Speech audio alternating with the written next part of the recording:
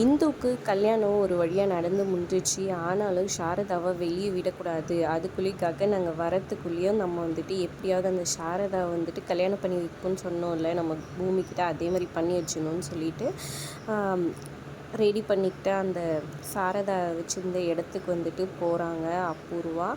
அங்கே ரவுடிங்கில் வச்சு வந்துட்டு சாரதாவுக்கு பூவெல்லாம் வச்சு விட்டுட்டு அவங்கள இது பண்ணி நிற்க வச்சு வந்துட்டு அவங்களுக்கு தாலி கட்டுறதுக்காக பார்க்குறாங்க. கரெக்டாக வந்துட்டு நம்ம பூமி வந்து தடுத்து அருவா எடுத்து அபூர்வா கழுத்தில் வச்சுட்டு நீங்கள் ஆன்ட்டிக்கிட்ட போனீங்க அவ்வளோதான், இவங்களை அறுத்து போட்டுருவேன்னு சொல்கிறாங்க. ஆனால் அந்த ரவுடிங் வந்து என்ன பண்ணுறானுங்கன்னா, பரவாயில்ல நம்ம எல்லோரும் ஒன்றா சேர்ந்துக்கலாம்டா, இந்த ஒரு டைமு நம்மளை விட பெரிய ரவுடி இந்த மாதிரி நம்மளை வேலை கொடுத்து இந்த மாதிரி பண்ண சொல்கிறவங்க அவங்கள என்ன வேணால் பண்ணிக்கிட்டோம், என் கல்யாணத்துக்கு நீங்கள் எல்லாம் ஒன்றா இருங்கன்னொன்னே ரவுடிங்கெல்லாம் ஒன்றா ஆயிடுறாங்க.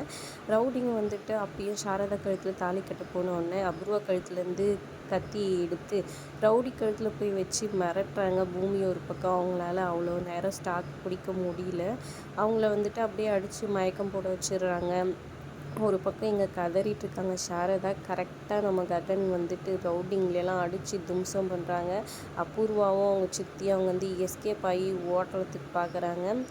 இன்னொரு பக்கம் எங்கள் வீட்டுக்கு கோவமாக ககன் வராரு. நீ எல்லாம் ஒரு மனுஷனா, நீ சொன்ன மாதிரி நான் தான் செஞ்சிட்டல, அப்புறம் எதுக்கு வந்துட்டு எங்கள் அம்மாவுக்கு இன்னொரு கல்யாணம் பண்ணி வைக்க பார்த்தாரு இந்த மனுஷன் அப்படின்ற மாதிரி அவங்க பாட்டிக்கிட்ட எல்லாம் சொல்லிட்டு இருக்காங்க ககன்.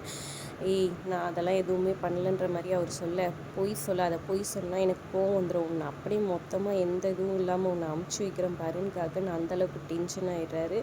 என்ன நடக்க போகுது, இதுக்கு பின்னாடி இருந்தது அபூர்வா தான் தெரிய வருமா, இல்லை வந்துட்டு இவங்க ரெண்டு பேருக்குள்ளே திரும்பவும் சண்டை தான் நடக்குமா, யார் தடுக்க போகிறா இவங்க ரெண்டு பேர் சண்டைன்றதை பொறுத்திருந்து பார்க்கலாம். வீடியோ பிடிச்சிருந்தா லைக் பண்ணிக்கோங்க.